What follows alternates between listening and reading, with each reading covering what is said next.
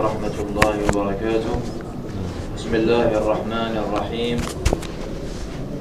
الحمد لله رب العالمين، والصلاة والسلام على أشرف الأنبياء والمرسلين نبينا محمد وعلى آله وصحبه أجمعين. أما بعد. Notre sujet aujourd'hui, Inch'Allah, concerne une maladie dangereuse, une maladie qui touche les hommes et les femmes, les riches et les pauvres, les petits comme les grands, les savants comme les ignorants. Cette maladie est la maladie de la jalousie, al-hasad. Al-hasad, la jalousie, les savants de l'islam l'ont définie comme le fait de ne pas accepter, que tu n'acceptes pas ce qu'Allah Jalla wa Ala a accordé comme bienfait à autrui. Al-hasad, c'est le fait que tu sois dérangé, que tu sois gêné, que tu souhaites que le bienfait disparaisse sur ton frère. Et il fait partie des grands péchés. Et c'est d'ailleurs le premier péché qui a été commis dans les cieux. Premier péché qui a été commis dans les cieux était al-hasad. C'est pour cela, l'envieux, il a pris comme modèle le shaitan, parce que c'est le premier à avoir fait ce péché. Al-Imam Ibn al-Qayyim, il dit dans son livre La Méditation, les bases de toutes les erreurs sont au nombre de 3. Les bases de toutes les erreurs sont au nombre de 3. Il y a l'orgueil, et c'est ce qui a conduit Satan dans l'état dans lequel il se trouve. Deuxièmement, il y a l'avidité, al-hirs wa tama', qui a fait sortir Adam du paradis. Et troisièmement, il y a la jalousie qui a poussé l'un des fils d'Adam à tuer son frère. Celui qui est préservé de ces 3 choses est préservé du mal. Car la mécréance naît de l'orgueil, et les péchés de l'avidité, et la transgression et l'injustice de la jalousie. Tu vois que tous les péchés reviennent à ces 3-là. La jalousie en fait partie. C'est pour cela, la jalousie est un comportement pitoyable. C'est quelque chose de bas. Car la personne, elle souhaite le mal ou la perte à son frère juste parce qu'il n'a pas réussi à être comme lui. Juste parce qu'il n'a pas acquis les mêmes mérites, les mêmes vertus. Qu'est-ce qu'il t'a fait lui? C'est parce qu'il est meilleur que toi? C'est parce qu'il est plus savant que toi? C'est parce qu'il est plus beau que toi? C'est parce qu'il est plus intelligent que toi? Allah Jalla wa Ala dit dans Surat Al-Isra, verset 30, en vérité, ton Seigneur étend ses dons largement à qui il veut et les accorde avec mesure. Il est sur ses serviteurs parfaitement connaisseur et clairvoyant. As-tu oublié que c'est Allah Jalla wa Ala qui donne sa grâce? Toi qui envies un tel parce qu'il s'est marié. Toi qui envies un tel parce qu'il a réussi dans ses études, parce qu'il a amassé des diplômes, parce qu'il s'est acheté une maison. Pourquoi tu es dérangé? Pourquoi tu es gêné? Pourquoi est-ce que les gens sont dérangés lorsque ils voient des gens qui les ont dépassés dans les mérites? Tu vois des fois des gens, et une personne, tu lui dis, tu sais un tel, ouais, il est parti au Hajj, il devient tout rouge, ou son cœur il commence à battre, il commence à se serrer. Pourquoi? Qu'est-ce qu'il t'a fait? Parce qu'il est parti au Hajj? Parce qu'il s'est marié, et toi ça fait des années que tu cherches à te marier, tu n'as pas trouvé? C'est pour ça que tu es dérangé?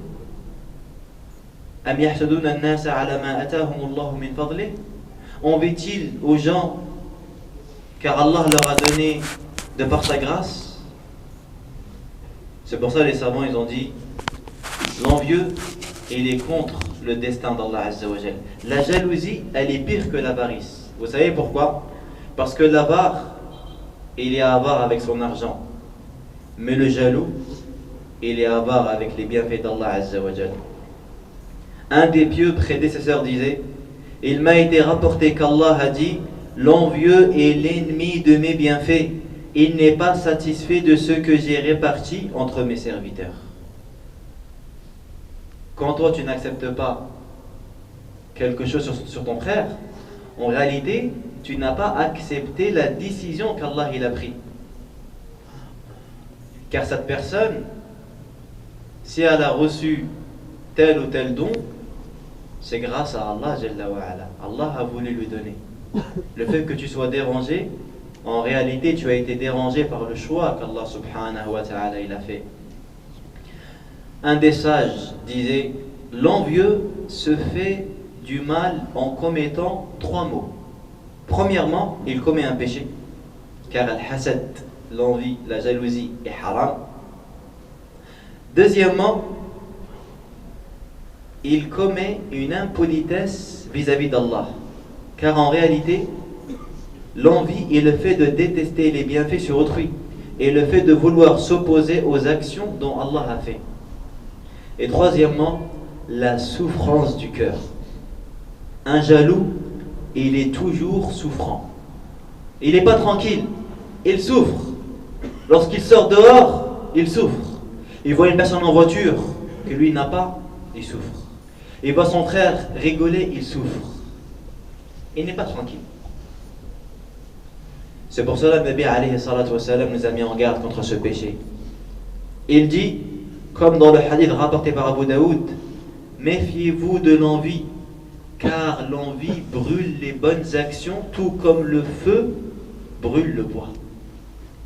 Tu souhaiterais brûler tes hasanats?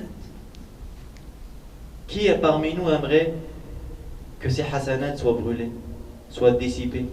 Surtout qu'il n'y en a pas beaucoup. Et le plus malheureux, c'est que le hasad est un péché que même les croyants y font. Lorsqu'on a demandé à Al-Hasan al-Basri: est-ce que le croyant est-il envieux? Ils lui ont demandé: le croyant est-il envieux? Il répond: et qu'est-ce qui a bien pu te faire oublier l'histoire des frères de Youssouf? Qu'est-ce qui a poussé les frères de Youssouf à jeter leurs frères? Qu'est-ce qui les a poussés à faire ça? Si ce n'est la jalousie. Parce que Youssouf occupait une place importante auprès de son père. Ils ont été pris de jalousie. Le Nabi alayhi salatu wa salam dit également dans le hadith rapporté par l'imam al-Bukhari: ne rompez pas vos liens, ne tournez pas le dos les uns aux autres, ne vous haïssez pas mutuellement, ne soyez pas jaloux les uns des autres, soyez des serviteurs de Dieu et des frères. Il n'est pas permis à un musulman de rompre avec son frère plus de 3 jours.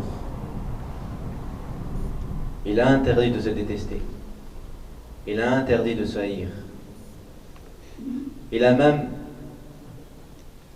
a même informé des conséquences gravissimes de cette maladie. Il dit dans le hadith rapporté par l'imam Ahmed: la maladie des communautés avant vous s'est glissée à vous. La jalousie et la haine. La jalousie et la haine. Il dit: la haine est certainement celle qui coupe. Je ne dis pas qu'elle coupe les cheveux, mais elle coupe la religion. Il dit également alayhi salatu wassalam: la rancœur et la jalousie dévorent les bonnes actions. Il dit également alayhi salatu wassalam: les œuvres sont exposées devant Allah chaque lundi et chaque jeudi. Ce jour-là, Allah pardonne à tout individu qui ne lui associe rien, sauf à l'homme qui est en désaccord avec son frère. Une haine entre lui et son frère. T'es privé de pardon. T'as vu les conséquences de ce péché? La jalousie, les savants lui ont cité des causes. Premièrement, la première cause de la jalousie, c'est la haine et la rancune. La haine et la rancune poussent la personne à être jaloux. Deuxièmement, les débats sans science et sans comportement. Évite de débattre avec tes frères sans science. Parce que lorsque tu vas débattre avec quelqu'un, s'il te bat, alors tu vas le détester et le haïr. Et tu commenceras à pratiquer ce péché contre lui. Également, troisième cause qui mène vers ce péché, il y a l'orgueil. Parmi les signes d'un jaloux, c'est que c'est quelqu'un, il veut être meilleur que tout le monde. Un jaloux, il veut être meilleur que tout le monde. Il veut dépasser tout le monde dans les mérites. Et c'est ça qui le pousse à être jaloux en fait. C'est que le fait, il n'accepte pas qu'il y a des gens qui sont meilleurs que lui. Et généralement, la jalousie, vous savez, elle se met où? La jalousie, elle se manifeste dans ta spécialité. Les gens, par exemple, les commerçants maintenant. Un commerçant, il va être jaloux vis-à-vis de qui? Des autres commerçants. Tu prends maintenant une personne qui apprend la science. Wallah, mes frères, vous ne pouvez pas vous rendre compte de malheureusement certaines personnes, certains étudiants, soi-disant des étudiants de sciences, la jalousie qui règne dans leur cœur. Tu vas dans certaines écoles et certains instituts où il y a des étudiants qui apprennent le Coran, qui apprennent les sciences religieuses, mais la jalousie qui règne entre eux, peut-être tu la trouves même pas chez les gens de la dunya. Et c'est même un des savants, il a dit ça. Dans son livre Kitab al-Ilm, il dit que des fois la jalousie qui règne entre certains étudiants de sciences est encore plus importante que celle entre les commerçants. Enfin, parmi les causes qui mènent vers la jalousie, c'est l'orgueil. Quatrièmement, l'amour de la gloire et de la notoriété. Il veut être connu, il veut que les gens le connaissent. Ça peut le pousser vers la jalousie. Ou c'est que c'est quelqu'un de mauvais. C'est quelqu'un de mauvais. Il a un cœur, il est mauvais. Il a un cœur, il est sale. Alors il commet la jalousie. Cette jalousie, ses conséquences sont gravissimes. Elle peut pousser un mari à divorcer sa femme. Elle peut pousser des frères à se couper les liens de parenté. Elle peut même pousser une personne à tuer une autre. Et ça nous emmène à parler de l'histoire de Qabil et de Habil. Pourquoi est-ce que Qabil a tué son frère Habil? Cette histoire, Allah Azza wa Jal nous l'a racontée dans le Coran al-Karim. Tout d'abord, il faut savoir, comme il dit l'imam Ibn al-Jawzi rahimahullah, que Hawa, Ève, a eu 40 enfants d'Adam alayhi salam. Entre filles et garçons en 20 couches. C'est-à-dire à chaque fois elle a couché des jumeaux. Elle avait une fille et un garçon. Et à chaque fois, le garçon, il se marie avec une autre fille, autre que sa sœur, autre que celle avec qui il est sorti du ventre de sa mère. Qabil devait se marier avec la sœur de Habil. Et Habil devait se marier avec la sœur de Qabil. Mais le problème, c'est que la sœur de Qabil était très belle. Était plus belle que la sœur de Habil. Et lui, Qabil, il voulait se marier avec elle. Alors qu'elle est réservée pour l'autre frère, pour Habil. Et ils se sont divergés. Alors Adam alayhi salam a demandé aux deux frères de faire une offrande pour Allah Azza wa Jal. Et lorsqu'Allah Jalla wa Ala accepte l'offrande d'un des deux, alors cette femme, elle sera réservée pour celui dont son œuvre a été acceptée. Qabil, c'était un cultivateur, tandis que Habil était un berger. Toujours on peut confondre qui a tué qui. Qabil, dans Qabil il y a Qaf. Et de Qaf il y a Qatil. Le Qatil, Qatala, ça veut dire tuer. Al-qatil ism fa'il, celui qui entreprend l'action de tuer. Donc celui qui tue, c'est qabil. Qaf, je pense à la lettre qaf, qui vient de qatil. Qabil, il était cultivateur alors que Habil était un berger. Qabil, qu'est-ce qu'il a fait, ce mauvais, celui qui a tué? Et il offrit les plus mauvaises de ses cultures en aumône. Tandis que Habil offrit les meilleurs de ses moutons. Alors Allah Jalla wa Ala a accepté l'aumône de Habil et il n'a pas accepté celle de Qabil. Allah Jalla wa Ala dit dans Sourate Al-Ma'idah, Sourate 5, verset 27, et raconte-leur en toute vérité l'histoire des deux fils d'Adam, c'est-à-dire Qabil et Habil.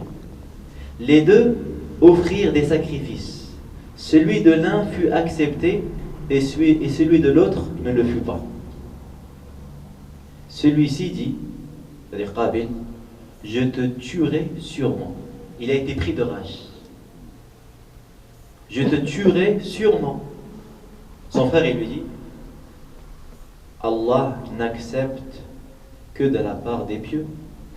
Si tu étends vers moi ta main pour me tuer, moi je n'étendrai pas vers toi ma main pour te tuer, car je crains Allah, le Seigneur de l'univers. Je veux que tu partes avec le péché de m'avoir tué et avec ton propre péché. Alors tu seras du nombre des gens du feu. Mais malgré ça, son âme l'incita à tuer son frère et il le tua, et donc devint ainsi du nombre des perdants. Il a tué son frère. C'est pour ça que le prophète avait dit, dans le hadith rapporté par Al-Bukhari et Muslim, chaque fois que quelqu'un est tué injustement, le premier fils d'Adam, c'est-à-dire Qabil, supporte une partie de son sang parce qu'il a été le premier criminel. C'est le premier à avoir tué une âme. Et celui qui prendra les péchés de toute personne qui a tué une personne injustement. Qu'est-ce qui l'a poussé à tuer son frère? La jalousie. Il a été jaloux de son frère et il a perdu. Vous avez vu les conséquences de la jalousie? Et ça, on le voit en nous, dans nos mosquées, dans nos maisons, dans nos foyers. On voit les conséquences de la jalousie. Et la jalousie est de plusieurs sortes, pour que tu saches bien sa réalité, afin que tu t'en protèges et que tu t'en éloignes. Premièrement, il y a une jalousie qui est autorisée. Et c'est le fait d'envier quelqu'un positivement, c'est-à-dire tu souhaites avoir le bienfait qu'il a, sans pour autant souhaiter pour lui le mal. Et d'ailleurs à ce sujet, il y a ce hadith connu où le prophète sallallahu alayhi wa sallam dit: l'envie n'est permise que dans deux cas. Un homme à qui Allah a donné la connaissance du Coran et qui se consacre à sa lecture la nuit et le jour. Et un homme à qui Allah a donné une fortune qu'il dépense de nuit comme de jour. Ça c'est le hasad, on l'appelle al-ghibta. C'est une envie. Tu souhaites avoir les mérites que ton frère a, sans pour autant souhaiter pour lui le mal. Deuxièmement, tu souhaites que le bien que ton frère possède soit en ta possession et qu'il disparaisse de lui. Tu souhaites qu'Allah Jalla wa Ala retire le bienfait que ton frère possède afin que tu l'as toi. Et ça c'est la jalousie qui est interdite, muharrama. Elle n'est pas permise. Par exemple, tu souhaites que ton frère a eu une belle voiture. Tu souhaites que cette voiture t'appartienne à toi, qu'il n'y ait plus cette voiture à lui et qu'elle soit à toi. Ou par exemple, vous avez dans un hadith rapporté par Al-Bukhari et d'autres, le prophète sallallahu alayhi wa sallam dit: le croyant est un frère pour les autres croyants. Il lui est donc déloyal d'acheter quelque chose qui a été acheté par son frère, ou de demander en mariage une femme que son frère a déjà demandé, à moins que ce dernier ne lui en donne la permission. Par exemple, une personne va acheter un portable.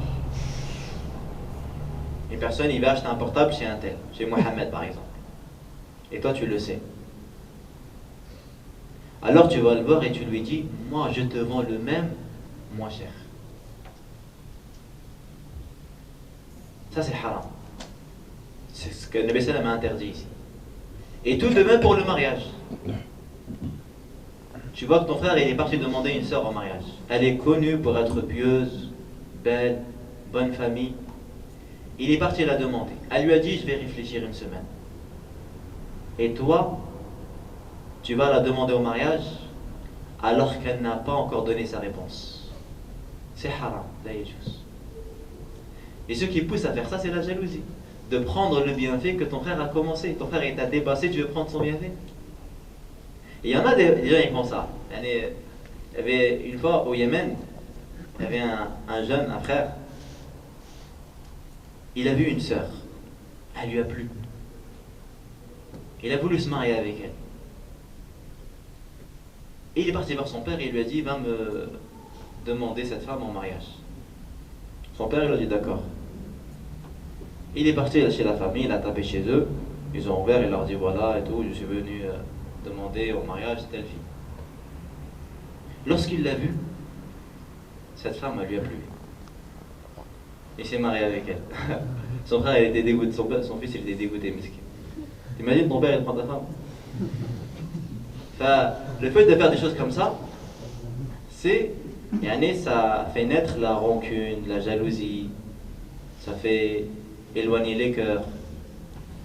Et après, tu as une autre sorte de jalousie, et celle-ci, elle est pire que l'autre. C'est la pire des pires.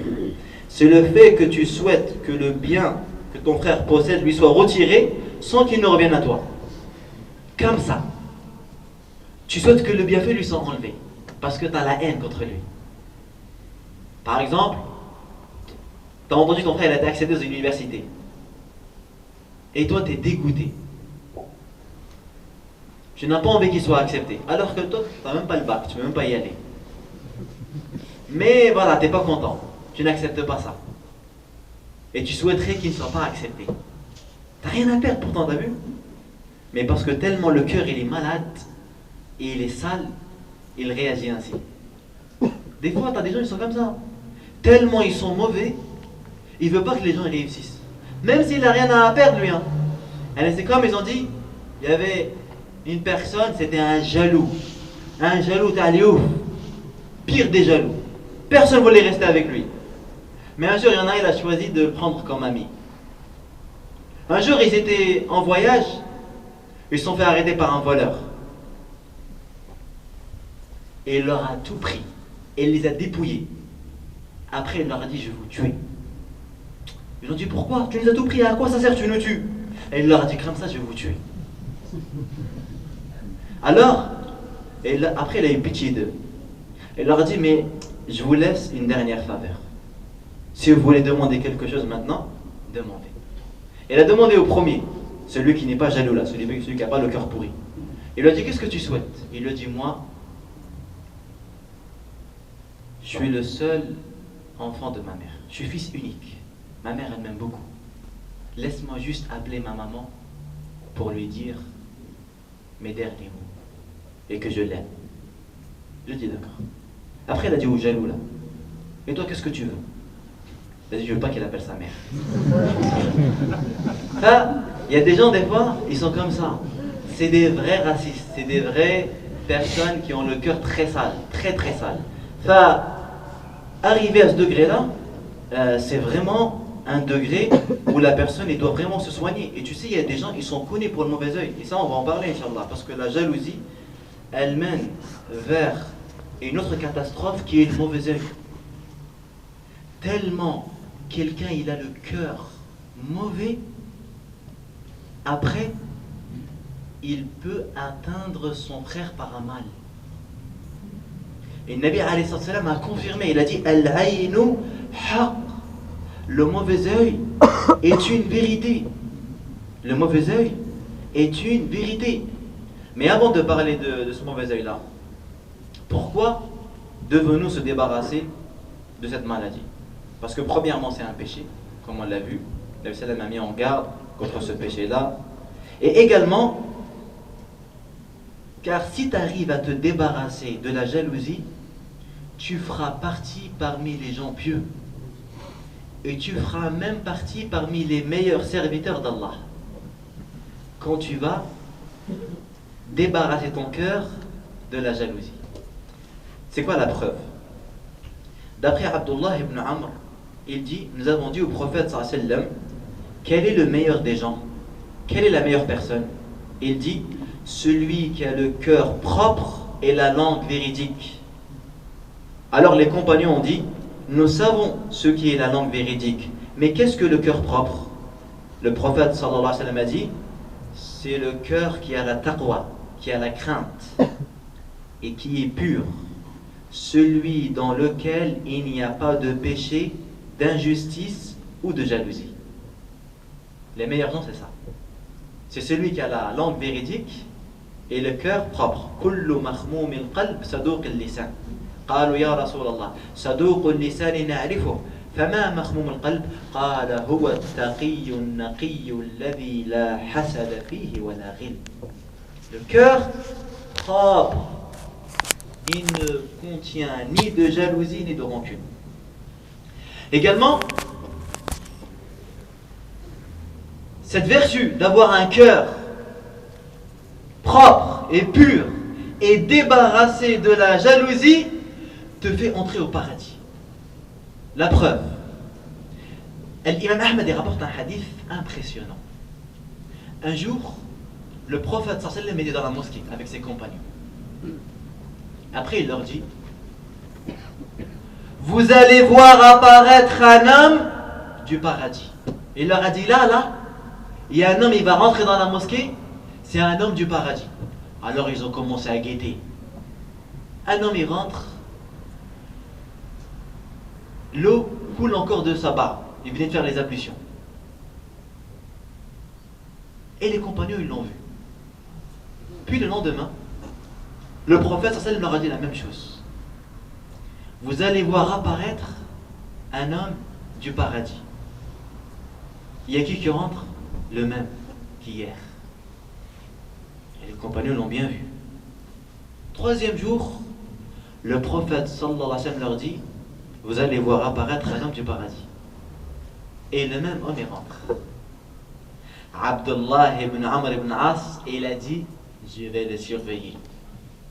Je vais le guetter. Il est parti le voir et il lui a dit, tu sais, j'ai eu un malentendu avec mon père, je me suis embrouillé avec mon daron.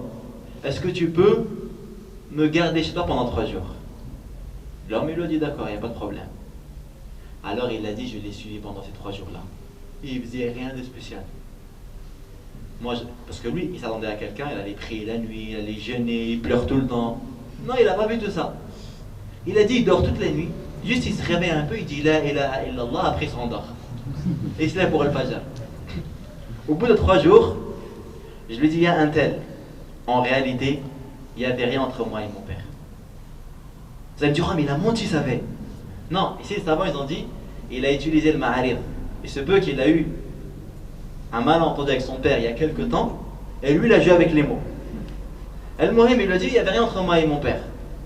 Mais j'ai entendu le prophète sallallahu alayhi wa sallam dire sur toi telle et telle chose. Dis-moi, franchement, est-ce que tu me cachais quelque chose?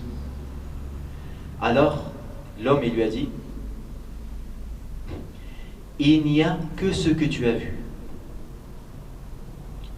Puis Abdullah ibn Amr a dit, au moment où je lui tournais le dos pour partir, il m'a appelé et me dit, il n'y a que ce que tu as vu, sauf que je ne conçois de ressentiment pour aucun musulman et que je n'envie aucun homme pour un bien que Dieu lui a accordé.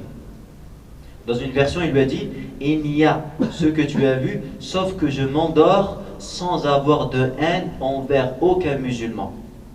Abdullah, il lui a dit, voilà ce qui t'a fait atteindre ce degré. Et il lui a dit, voilà ce qui t'a fait atteindre ce degré. C'est le fait qu'il avait un cœur pur. Tu as vu le mérite? Ibn Sirin, il disait, je n'ai jamais envié quelqu'un à cause des biens de ce monde qu'il possède. Jamais. S'il était l'un des habitants du paradis, comment pourrais-je être jaloux de lui alors qu'il sera conduit au paradis? Et s'il était l'un des condamnés au feu, comment pourrais-je être jaloux de quelqu'un qui va être jeté dans le feu? Également, l'Ahnaf ibn Qais, pour montrer la gravité de ce péché, il disait, le jaloux n'aura jamais de quiétude, ne sera jamais tranquille. Tout comme l'avare ne sera jamais loyal, tout comme l'impatient ne sera jamais ami. C'est-à-dire quelqu'un il est impatient, jamais il aura des amis dans sa vie. Puis après il dit, et un traître n'est jamais un conseiller. Et un homme de mauvais caractère ne règne jamais. Le shahid, c'est qu'il dit, le jaloux n'aura jamais de tranquillité. C'est vrai, des fois au bled, tu as des mentalités comme ça. J'avais des personnes à Agda, il dit quoi? Par exemple, il fait exprès. Il va prendre une belle voiture et dit, attends, je vais pas le laisser dormir ce soir. Il va passer à côté de lui comme ça. Et il ne le laisse pas dormir après. C'est-à-dire vraiment, les gens, ils se suivent dans ça, tu vois. Voilà, il va dire, je vais faire un mariage, tu vas voir. Il va pas dormir pendant une semaine. Et Ma'al Asaf, ils se concurrencent dans ce genre de choses et ça marche. Entre eux, ça marche, tu vois. Mais c'est une perte de temps et également, c'est un péché qu'ils sont en train de faire. Allah Jalla wa Ala a mis en garde contre ça. Et comme je disais tout à l'heure, également ce péché parmi sa gravité et ses conséquences, c'est qu'il peut nuire à autrui lorsque la personne ne va pas évoquer Allah Azza wa Jalla. Le jaloux peut te faire du mal. Le jaloux, il peut être la cause de la disparition de ton bienfait. Le Nabi alayhi salam il dit, le mauvais œil est une vérité. Et s'il y avait quelque chose qui dépassait la prédestination, al-qadar, ça serait le mauvais œil.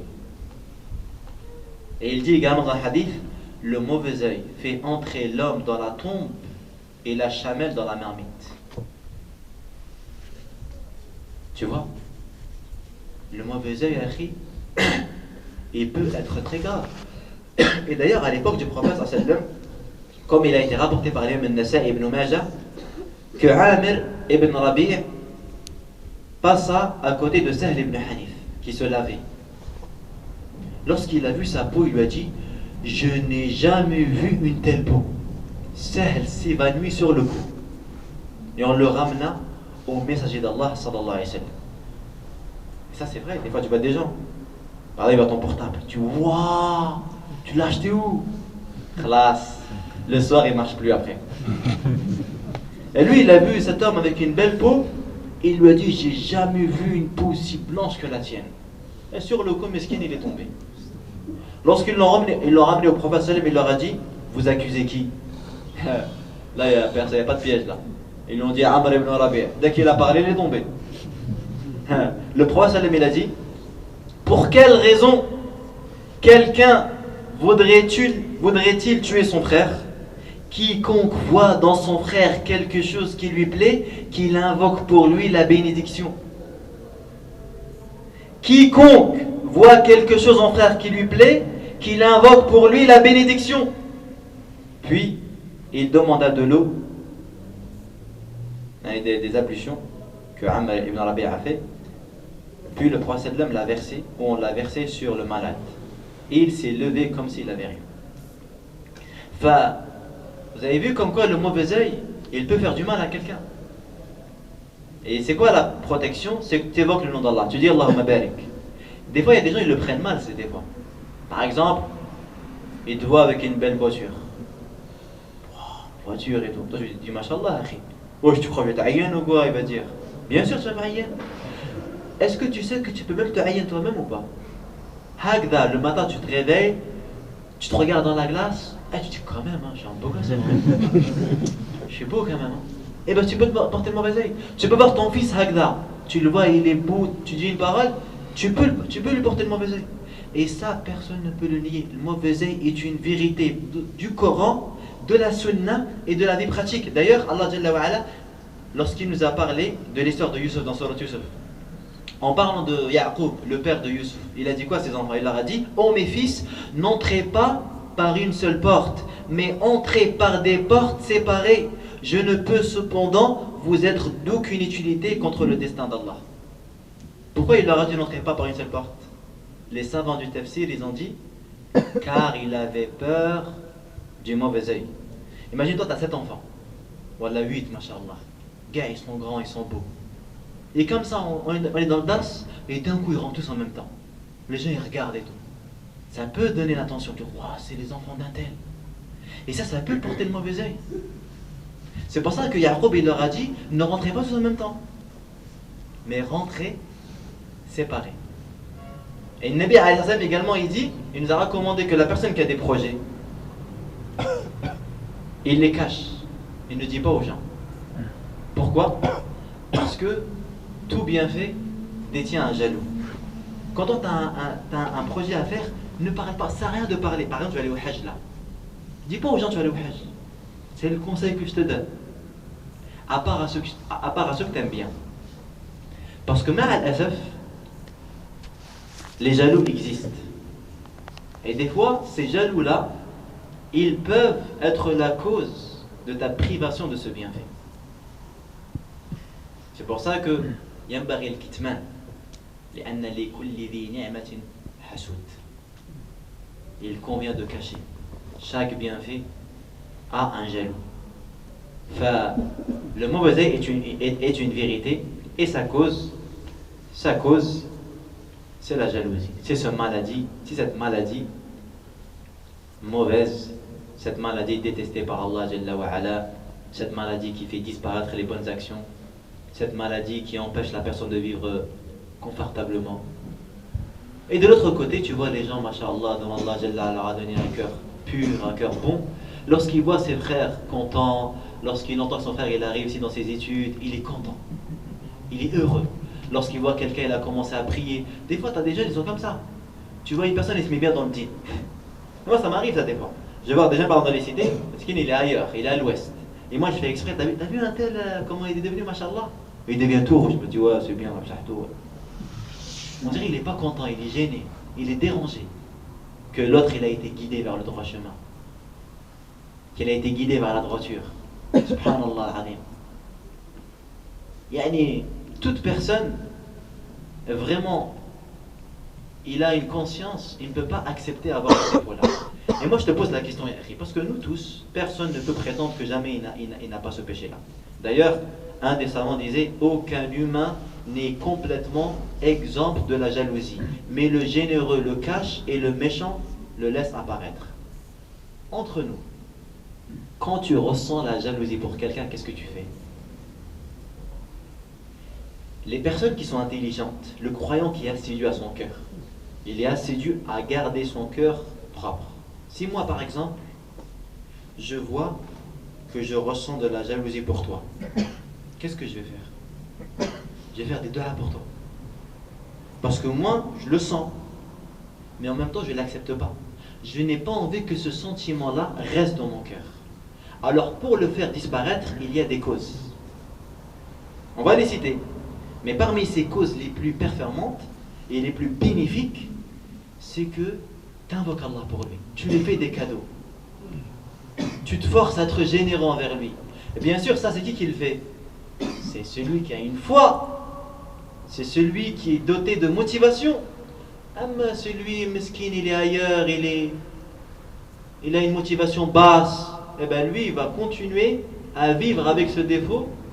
Jusqu'à même ce défaut, il va augmenter. Parce que c'est un ignorant. Il connaît pas, il voit pas le futur des choses. Et il ne sait pas que dans l'au-delà, les choses vont varier et que chaque œuvre sera rétribuée. D'ailleurs, il y avait un des savants, subhanallah, il a cité vraiment une histoire impressionnante pour te dire un jaloux. Quand la jalousie, elle prend l'emprise dans son cœur, il a des réactions que tu ne comprends pas du tout. Et bien sûr, quand on parle de la jalousie, tu ne peux pas faire concurrence avec les femmes. Les femmes, c'est jalousie, ajib, ajib. Le muhim, il y avait un frère, il s'est marié avec une convertie. une convertie, elle est jalouse. Une jalouse, le summum de la jalousie. Mais elle aimait trop son mari. Elle était attachée à son mari. Imagine-toi, le jour où ça se convertit, elle a su que lorsque le musulman il meurt, qu'il va au paradis, Allah Jalla wa Ala le mariera avec 70 houris. Elle a commencé à invoquer Allah qu'il fasse entrer son mari en enfer. Tellement elle avait la rage contre lui. Enfin, des fois, tu as des gens, et tellement ils sont pris par la jalousie, ils deviennent aveugles. Ils ne voient plus rien. El Mohim, c'est qu'il casse. El Mohim, c'est qu'il arrive à satisfaire son ego. Donc, comment se débarrasser de la jalousie? Premièrement, on doit réfléchir longuement sur ce verset. Voilà la grâce d'Allah qu'il accorde à celui qui lui plaît. Et également le verset où Allah il dit: c'est nous qui avons réparti entre eux leur subsistance dans la vie présente et qui les avons élevés en grade les uns sur les autres. C'est Allah qui donne, ya akhi. Accepte la décision d'Allah. Accepte le choix qu'Allah a fait. La jalousie constitue un grand mal, aussi bien dans cette vie d'ici-bas que dans celle de l'au-delà. Le prophète sallallahu alayhi wa sallam a dit: une maladie des nations passées s'est propagée parmi vous, la jalousie, la haine. Le message l'a appelé celle qui rase. Il dit, je ne dis pas qu'elle rase la tête, mais elle rase la religion. Et vous savez pourquoi il dit elle rase? Les savants ils ont dit: car le rasage de la religion signifie que la haine élimine la foi comme un rasoir élimine les cheveux. Le Nabi a décrit cette maladie comme étant un rasoir. Elle rase la religion, elle la fait disparaître. Parce que la personne elle est poussée par la jalousie à même délaisser la vérité à partir du moment où il arrive à satisfaire son ego. Parmi les causes et les solutions pour se débarrasser de cette maladie, premièrement, c'est d'invoquer Allah Jalla wa Ala. Car les cœurs sont entre les mains d'Allah. Invoque Allah. Dis: Ya Allah, donne-moi un cœur pur. Allahumma as'aluka qalban saliman, qalban tahiran. Parce que c'est ce seul cœur qui te sera profitable le jour où tu vas rencontrer Allah. Yawma la yanfa'u malun wa la banun illa man ata Allah bi qalbin salim. Deuxièmement, médite sur le Coran et surtout de ces versets-là où Allah Jalla wa Ala parle de la jalousie. Troisièmement, la lecture de la biographie du prophète sallallahu alayhi wa sallam. Lorsque tu vas voir comment le prophète il aimait le bien pour les gens, tu vas être impressionné. Et lorsque tu vas écouter ces paroles également, tu vas méditer. Imagine-toi que le prophète sallallahu alayhi wa sallam a dit: La yu'minu ahadukum hatta yuhibba li akhihi ma yuhibbu li nafsihi.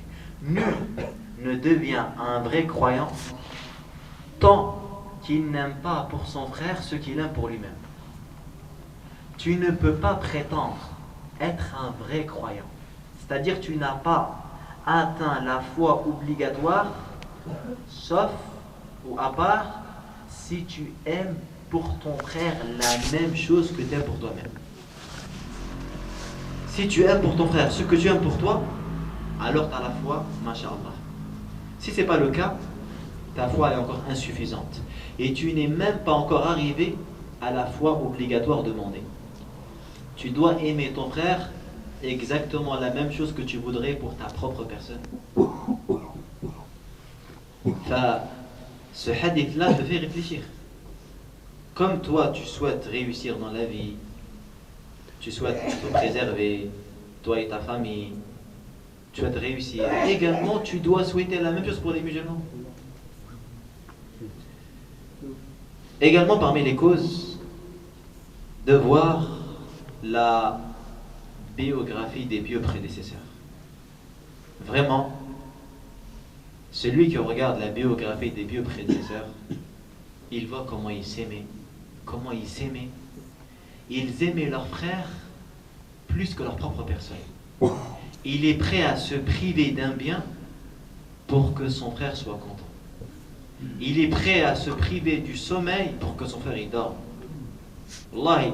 Et ça existe même à notre époque. Alhamdoulilah, il y a encore des musulmans et des croyants qui sont comme ça. Allah, il y a des savants de notre époque. On a raconté d'eux que des fois, ils s'endettaient juste pour rembourser les dettes des gens. Il y a un grand savant connu à notre époque, il était connu pour être généreux. À chaque fois qu'une personne vient lui demander de l'argent, il dit jamais non. Jusqu'à même, il est arrivé à un point où il s'est endetté. Il a dit, je ne peux pas dire non aux gens qui viennent, ils me racontent leurs problèmes, je ne peux pas leur dire non. Tu vois? Et il y a des gens, ils aiment trop le bien pour les gens. Il y a des savants, surtout ça c'est surtout chez les savants, chez les gens qui ont acquis cette science et cette douceur. Parce que Allah Azza wa Jal, il met la science dans les cœurs de gens qui aiment le bien pour les gens. Les gens qui voudraient partager avec tout le monde. Ils voudraient que tout le monde soit pieux. Ils voudraient que tout le monde soit sur la droiture. Ils voudraient que tout le monde connaisse la vérité. Il y a un hadith, il dit, ouais, j'aimerais bien que tous les musulmans entendent ce hadith. Ils voient quelque chose de beau, quelque chose de bien, ils souhaitent que tous les musulmans le voient. Et ça existe à notre époque, ça existe. Mais c'est rare chez certaines personnes. Quand quelqu'un il sait qu'il y a un magasin, il ne vend pas cher. Il dit, dis-le pas parce que sinon, laisse tomber après, tout le monde va y aller. Il n'y aura plus rien après pour nous. Tu vois? Mais celui qui aime le bien pour les gens, il va les informer. Les frères, il y a les soldes, les frères, allez dans tel endroit. Parce qu'il souhaite que ses frères aient la même chose que lui. Ça, c'est quand tu lis dans la biographie des pieux prédécesseurs, tu vois souvent ce comportement-là. Également, parmi les causes, c'est que tu saches, lorsque Satan prend le dessus sur toi et installe la jalousie dans ton cœur, évite l'apparition de cette jalousie dans ta langue et dans tes actes. Des fois, tu ne peux pas contrôler, mais au moins le minimum, ya akhi, contrôle ta langue. Ne dis rien. Également parmi les causes, lorsque tu ressens de la jalousie vis-à-vis de quelqu'un, achète-lui un cadeau et serre-lui la main. La preuve, le hadith rapporté par l'imam Malik dans le Muwatta, où le prophète sallallahu alayhi wa sallam a dit, les poignées de main éliminent la rancœur et l'échange de cadeaux élimine la haine. C'est pour ça, il dit dans notre hadith, la tu'minu, il dit vous n'entrerez pas au paradis tant que vous ne vous aimez pas. Et vous ne pourrez, après il dit, et voulez-vous que je vous indique d'une œuvre, lorsque vous allez la mettre en pratique, vous allez vous aimer les uns les autres? Ils ont dit oui, alors Allah leur dit Afshu salam bainakum, répandez le salut entre vous. Quand tu serres la main à quelqu'un et quand tu lui fais des cadeaux, ça rapproche les cœurs. Et ça crée une amitié, un amour. Donc, lorsque tu sens de la jalousie pour quelqu'un, fais-lui un cadeau, fais-lui des du'a, serre-lui la main, en espérant qu'Allah Jalla wa Ala enlève cette maladie de ton cœur. Un des savants disait, quiconque éprouve de la jalousie envers un autre doit se conduire à son égard sur la base de la crainte et de la patience, ce qui conduira le jaloux à détester sa propre jalousie. Parce que lui, il sait qu'il a un défaut. Il sait que c'est pas bien ce qu'il fait. Des fois, wallah, dans des familles, il y en a, c'est impressionnant. Surtout, ce qui est connu, la belle-mère, je sais pas quoi. Des fois, il y en a, ils ont ces jalousies. Des fois, ils racontent des histoires, tu te dis c'est un film, c'est pas vrai. À part, c'est la personne, il ment dans ces questions. Mais sinon, il y a des gens, lorsqu'ils te racontent les problèmes qu'il y a entre eux, impressionnant. Tu vois? La belle-mère vis-à-vis de son beau-fils, ou Allah, les frères avec les frères. T'es impressionné comment la jalousie, elle fait des dégâts comme ça. Et ça, mes frères, si on regarde bien, la plupart des problèmes et la plupart des problèmes qu'il y a dans nos familles entre nous et des critiques qu'on entend les uns sur les autres, elle est à cause de la jalousie. C'est pour ça que cette parole qu'on a citée au début d'Ibn al-Qayyim dans son livre La Méditation, lorsqu'il dit Usul al-Khataya Thalatha, la base de tous les péchés est de 3, lorsqu'il cite la jalousie, c'est pas pour rien. C'est que vraiment, si tu arrives à faire face contre la jalousie, tu vas éviter plein de péchés. La plupart des gens, lorsqu'ils font de la médisance, c'est à cause de quoi? C'est à cause de la jalousie. Pourtant, la médisance, c'est un grand péché. Tu vois? Mais c'est quoi qui t'a poussé à parler sur l'autre? C'est quoi qui t'a poussé à le critiquer, à le mépriser? C'est que tu es jaloux de lui. Parce qu'il est plus beau que toi, ou parce que tu étais avec lui à l'école, dans la même classe, et machallah, il t'a dépassé. Tu n'arrives pas à l'accepter. Alors, à chaque fois que tu trouves l'occasion pour essayer de le critiquer et pour essayer de faire baisser son estime devant quelqu'un, tu le fais. Et ça, on le voit, ça. Et c'est pour ça que souvent, on se prend aux gens qui ont acquis un certain stade et un certain statut. Lorsqu'une personne il a un bon travail, ou lorsqu'il a une belle place au sein de sa communauté ou de sa famille, il est respecté. Souvent,